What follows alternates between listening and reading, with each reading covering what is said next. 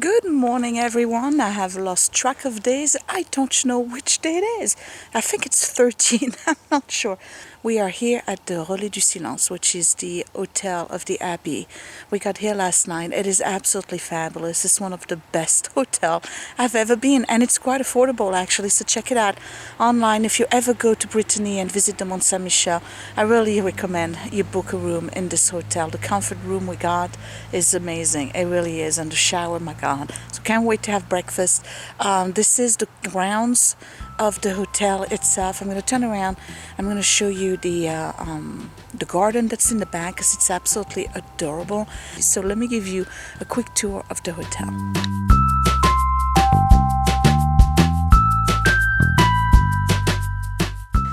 So here's the back of the Abbey, the old Abbey that they rehabbed into a hotel.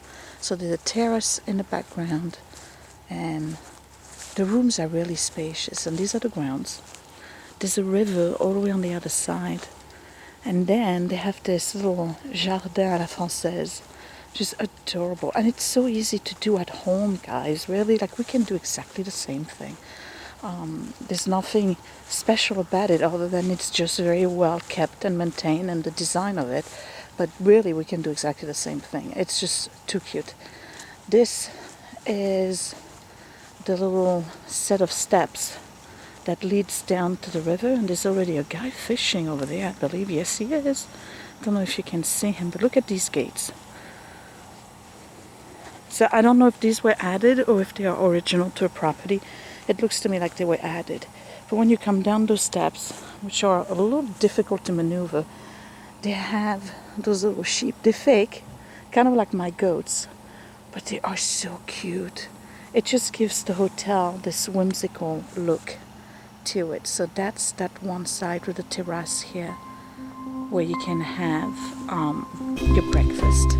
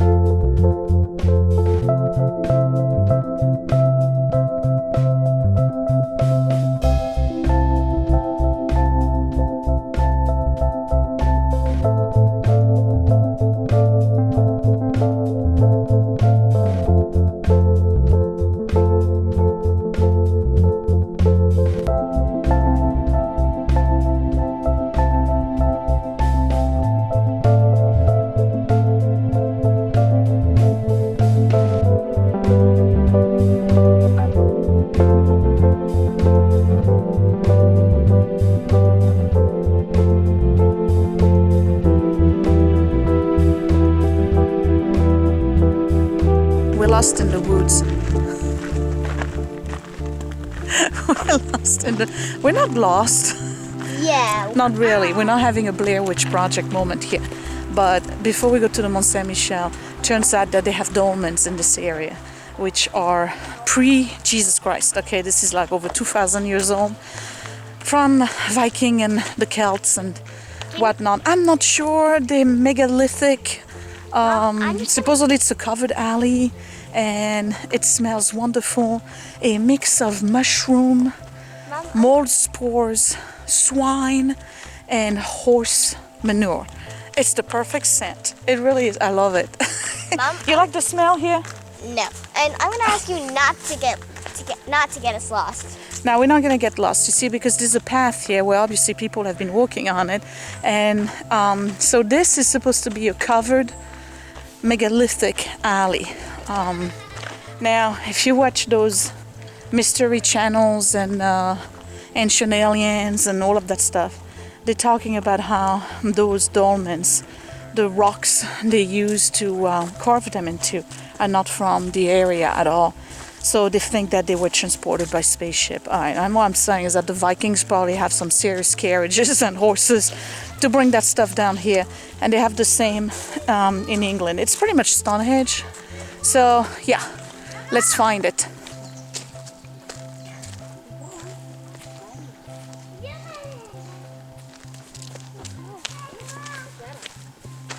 So here's the site, and it's obvious we have some Boy Scouts coming here once in a while. And here's the covered alley, also known as the Megalithic Covered Alley. I'll have to put some inserts here to tell you how old it is, because I really don't know anything about it beforehand. We didn't plan on stopping here, but here it is. What do you think, guys? This is the oldest thing you'll ever touch. Not that wood, Willie. I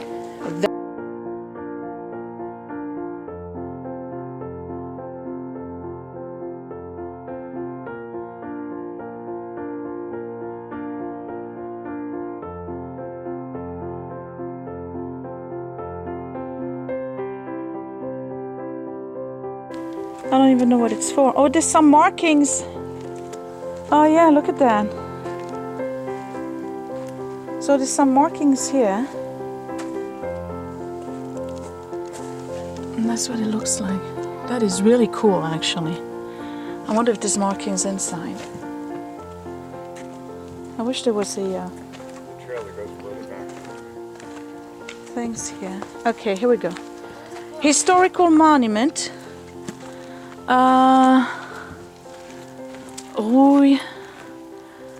No, 1931. I don't think so. That's the guy who found it in 1931. Okay. What's it for, anyways? I'm not sure. Maybe shelter, Willie. Maybe that's all it was.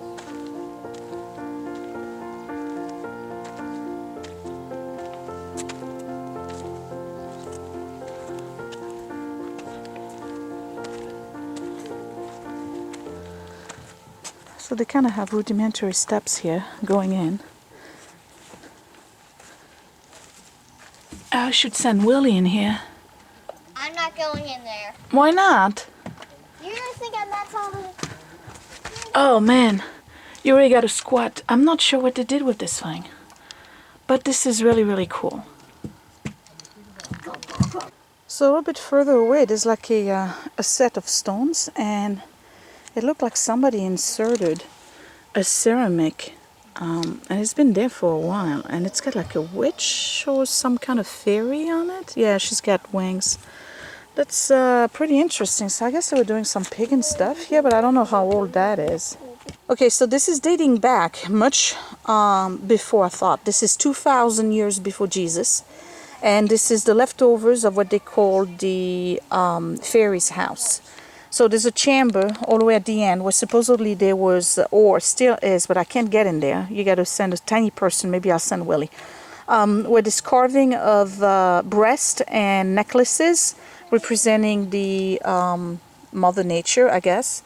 And they're saying that they use this as a common cemetery and they would exhibit the remains and relics of the dead in there.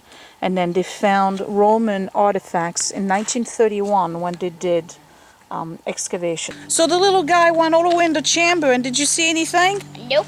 He didn't see anything. I can't fit in. We're going to the Mont Saint-Michel, and it's a little late. We should have been there 3 hours ago already, but it's vacation time. Not everything goes as planned, and we had planned on going to Saint-Malo tonight. That's going to be a scratch off as well. Not happening. We're going back to the house in Normandy.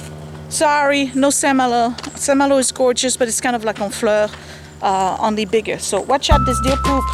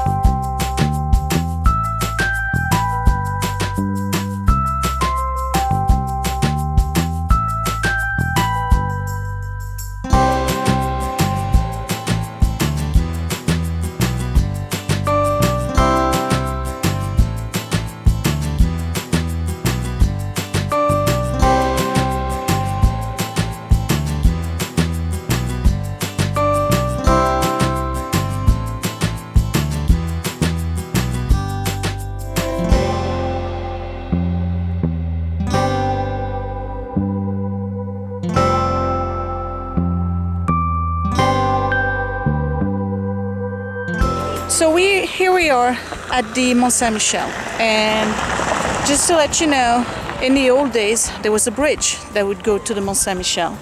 There still is a bridge, but that bridge was a full kind of like a mound of dirt, and it was stopping the water from going around it because it is an island. So now what they did is that they renovated it and they brought it back to its natural habitat, where there is a bridge but the water can go under, so the tide can go up and down instead of covering the entire bay with the sand from the tides. The problem is that you have to park pretty far from the Mont Saint-Michel itself, and now you have to take shuttle bus. So we're on our way to look for shuttle buses, and I'm going to turn the camera around so you can see how far we are from it. And if you've never seen the Mont Saint-Michel before, this is going to be your first glimpse. So here's the Mont Saint-Michel from the distance we're in at the parking lot. It's pretty far, but do not despair, we'll get there. And I know it doesn't give it justice. I just wanted to give you an idea of how far we are from it. And we'll talk about the Mont Saint-Michel when we get there. But yeah, so now we just gotta go and find the shuttle. So when you park for 24 hours basically, and it's 11 euros and 70 cents. And in that price is included the shuttle bus to go onto the mount itself. So that's pretty cool. You don't have to pay extra stuff. You can go by walk if you want to, but that's about a mile. So yeah, there's a lot of walking at the mount itself. I don't think you want to do the walking unless you're like in tip-top shape. We're on day 13 of our trip. We're kind of tired, so we're taking the shuttle. And maybe we'll walk on the way back. You can also take horse-drawn carriages if you want. Those are pretty cute. There's not a lot of people that can fit on them, and I don't think they come out of the parking lot and go to the mount at the same rate in terms of the spacing in between each one. So you may have to wait a little bit longer, but if you really like that kind of stuff, that may be something you want to try out.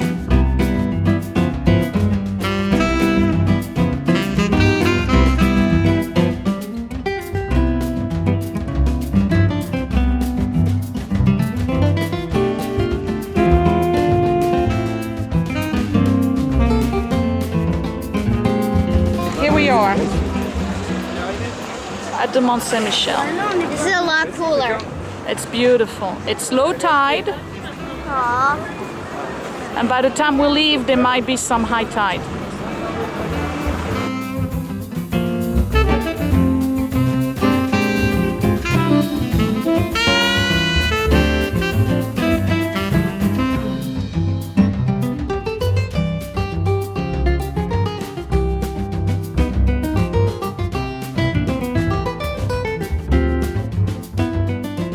So I forgot my microphone. I'm hoping you can hear me throughout the entire time we're going to be up there.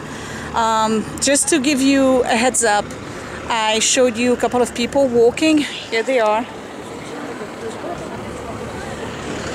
Right now it's low tide. Can we get something? You can only do the walking on the beaches and the marshes themselves as a group. You could do it by yourself, but it's not recommended because they have quicksands, and every year somebody gets killed at the Mont Saint-Michel because they do not listen.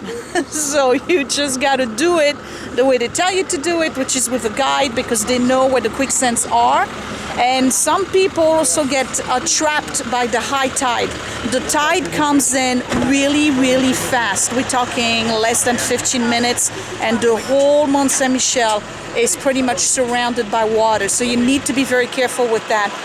Check out the weather, check out the tides, know when the tides are coming in, because if you are going to be walking around the Mont Saint-Michel, if the tide comes in and you get stuck, you're going to be stuck in a whirlpool and people drown. I'm telling you, every year people get drowned.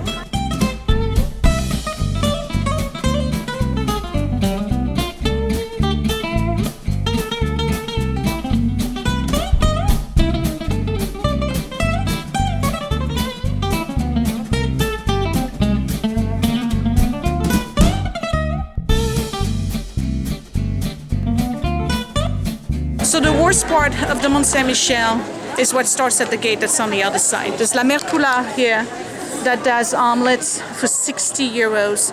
They are world famous. If you really like omelets, you can go. But the touristy part is right here. It is impracticable. It is really annoying. It's been bastardized as bastardized can get. It's nothing but shops and restaurants and souvenirs and things like that. It's really horrendous. But if you can pass that, then it starts to open up a lot, because less and less people actually make it all the way up to the top, because it's pretty high, all right? So we're diving in, Willie.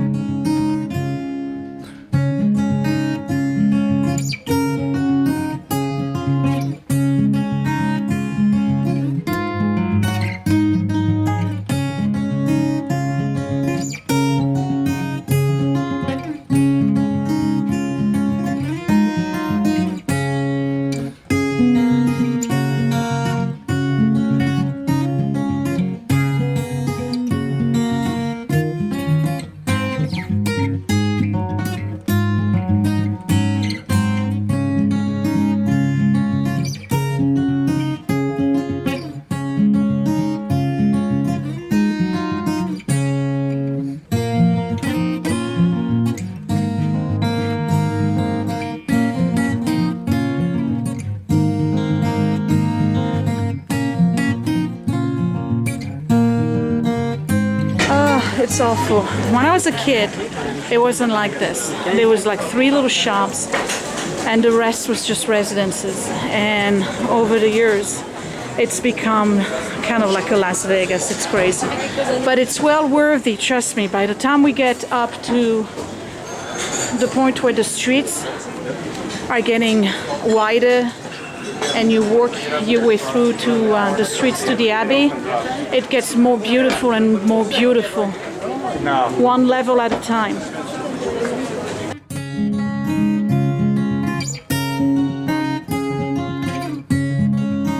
So you see the space now, and we just passed Main Street, and what happens is that a lot of people just don't want to deal with it anymore. They're afraid that the entire climb is going to be like this, so they just give up. And once you get past that Main Street, which is right behind us here, and you start doing the first set of steps, you get wide aisles and shade. So we're just gonna keep going up and more steps. So this was basically a pilgrimage. You have to be worthy to go all the way up to the Abbey, and the climb is pretty steep, but as you go up you get better and better views. It's more beautiful by the minute. You get to see the entire bay, and when we get to the main terrace all the way up, you get a 360 view. Still climbing. I'm worthy. I'm worthy. It's tough. Alright, we're starting to climb into the beginning of the Abbey, and this is where you get the tickets. It's €9 per person. Kids don't pay.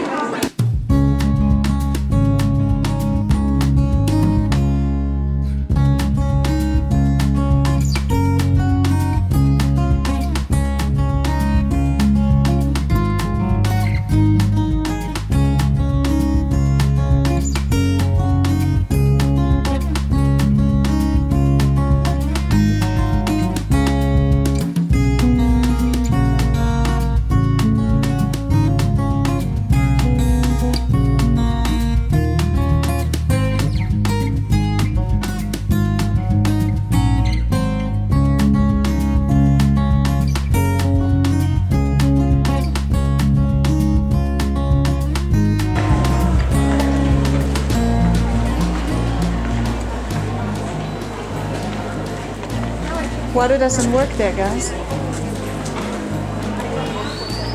Look at how much, look at this. Look at how much the water over time has carved. I mean, I'm sure they carved it a little bit, but over time the water has carved a hole even more. And then look at those pipes right here. You see that? Tucked in between the two. And they come all the way from the top of the Abbey like that.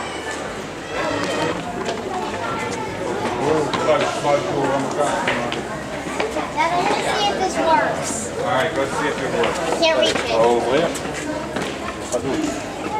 No water. Sure? Yeah.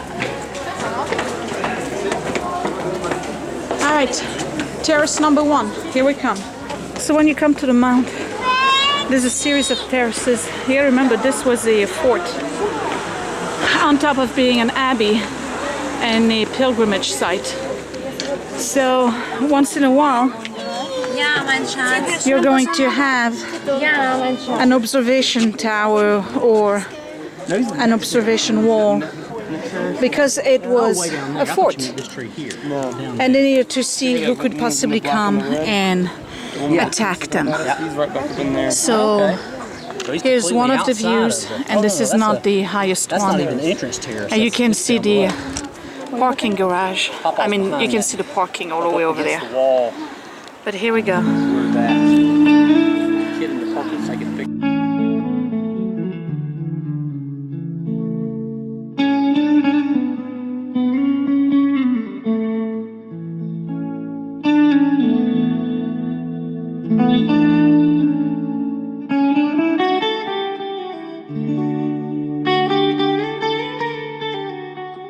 So here's the room where they show you all the models and the different stages of the mount.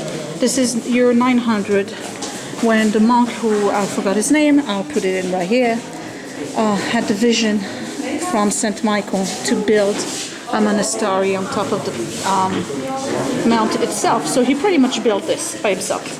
Then in the 11th and 12th century, other monks joined in, possibly Templars as well, and they built this portion. Then in the next century, this is the 17th and the 18th century, this is around the time of Napoleon, a little village started to form at the base, pilgrimages began, but notice that there's still no big spire on top of the mount. And then in the 20th century, 1905, 1910, they added the big spire here, added a little bit more of the walls here, because eventually it was used as a prison. And then I think in the 20s they added the Archangel Michael all the way on top. And then in this one they're showing you how they removed the Archangel by helicopter to send it down to have it regilded and repair the entire steeple. All right, reaching the main terrace. And over here's the entry to the Abbey proper. So here's the Abbey, and here's the main terrace. Fantastic view on the bay. This is what makes it all worthy. Now in the evening they do concerts, you can come here. Of course you got to watch for tides. You cannot park your car over here, even though people have done it. That's probably for handicap or the personnel and people who work here.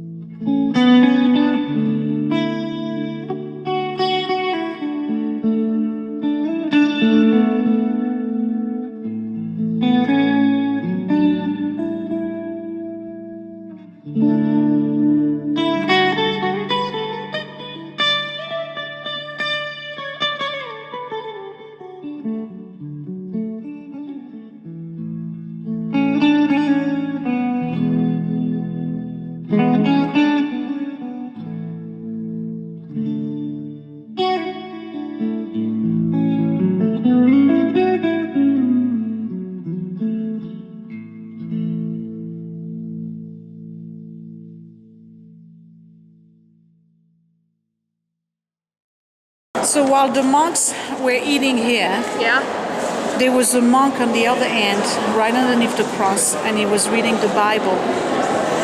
He was the only one that was allowed to speak because they all have a vow of silence. That means that they cannot speak.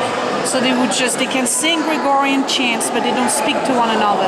So they would be having lunch and dinner and breakfast in silence while listening to the master monk or the grand priest, whatever his name was or title, and he would read the Bible to them while they were eating. So how long does the vow of silence last? For their entire life. So in this room, which is heated, the monks would sit down, and this is where they would do their reading. It's kind of like the library. They would study the Bible, and they would also draw and paint Bible pages with icons. So that was the main place. They would gather during the day, and there's obviously the presence of a fireplace indicating that they were here for a long time and needed to have heat in this room.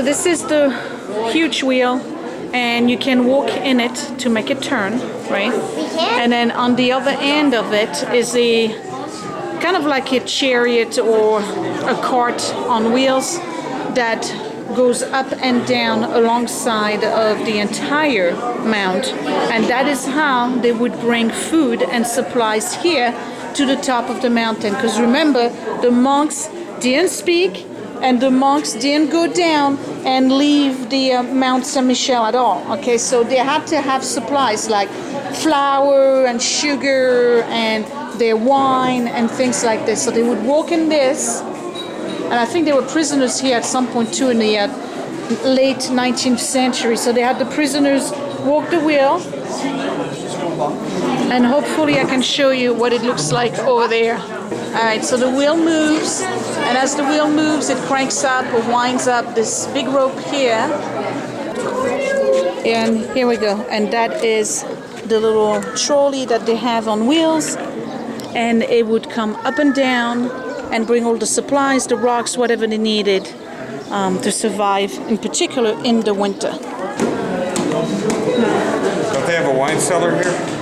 I don't know, I can't remember, but this is what they call the promenoir des moines, which is basically where they would hang out and walk if they wanted to do some walking in the winter.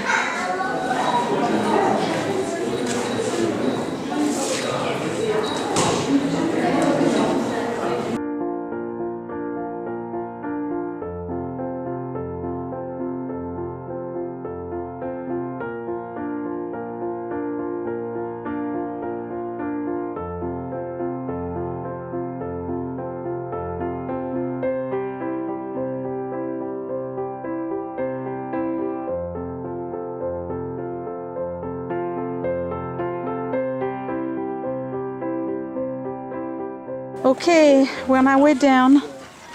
I'm holding the wall here from the previous fortification. Here's the view on one side. Here's the view on the other side.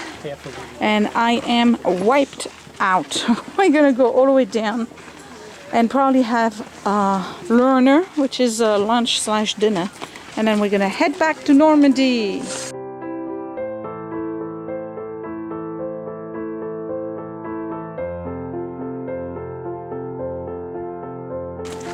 Oh my God, are you Sophia from MyGreatChallenge.com? Oh, would you stop? What are the chances I'd meet you at the Mont Saint-Michel? Yeah. Oh my God. All right, I ain't got time for this. I'm tired. What did you think? I'd forgotten how many steps there were, but you know, it's amazing, you know? I mean, how do you build this on the side of a mountain? Yeah. All right, I mean, so really. so Scott liked it. So we're almost back to Main Street, and I'm going down the steps, Edward and William. trying to be careful not to fall. And don't be like us. Get prepared. Have food before you come here, and then leave and go eat somewhere else. Unfortunately for us, we did have breakfast, you saw that. And then we wasted some time to see the megalithic covered alley. You know, you remember that from this video. So now we're all starving, and we've decided that the hell with it. We're gonna pay big top money and have lunch here. So we're gonna pick one of the restaurants or brasseries that's here at the Mont Saint-Michel. I haven't eaten on the Mont Saint-Michel in over 30 years, probably 35 years. So I'm actually looking forward to it. I'm pretty sure the food's gonna be horrible because this is a tourist spot, but what you gonna do? So yeah, I'll see you in a second. I don't even know the name of this place, but we're gonna park ourselves here because they have a nice menu and it looks very rustic. It reminds me of Mom's place. So yeah, we're gonna eat here. I think by the window is the best choice. Right here. Look, this is crepes and waffles and yeah, we're eating here. I'm so tired, I forgot to film. I'm having a croque monsieur, which is a grilled ham and cheese sandwich with a salad And there's a bully of cider, which is a typical way of drinking cider. Here in Brittany / Normandy, it's basically a bowl like this, and you put cider and a coffee, and then Scott's got a croque monsieur. He's got ham and French fries, and the guy over there has got an omelet. How's the omelet? Pretty good. All right. Look at me braving danger, just for you. Walking on the beach. I'm not supposed to walk on the beach. Yeah, you're gonna Because of the quicksand. yeah. You get a little bit of a view here of the fortifications. And then Mont Saint-Michel here. Lunch was just alright, what you expect. It's a tourist trap. I don't think you can hear me. I'll try anyway. So this was a great day. I only have 6 minutes worth of battery, and I didn't bring the spare with me. I don't know why. I guess I wasn't prepared, and I was really tired today. So be careful with your feet, because somebody's gonna twist an ankle. This was the Mont Saint-Michel. As far as I'm concerned, it's worth the visit. You just got to come here either very, very early, unlike us, or you got to come in very, very late, which is about the time we're leaving. It's 4:30 in the afternoon. So if you do that, then you beat the crowds, and you don't have to deal with the nonsense. But I did want to show you the nonsense you deal with here when you come in at the height of the season. August is by far the worst month to visit the Mont Saint-Michel, but we did it anyway, and that's about it. So we're gonna head back to Mom's house, and I will see you tomorrow for day 14. We're going to see St. Therese of the Little Flower, the Carmel, her tomb, and the Basilica. It's gonna be a very short video, I'm sure. And then we're going back to Paris and have dinner at my sister's. She's making a buffet type, food. And that will be it. All right, so I'll see you tomorrow, and I hope you enjoyed this video. Please don't forget to give me a thumbs up, subscribe if you are new, and then share my videos with anybody you know who is going to France and needs some pointers. I'm going to try to show you the Mont Saint-Michel. Here we go. Goodbye from the Mont Saint-Michel. Bye!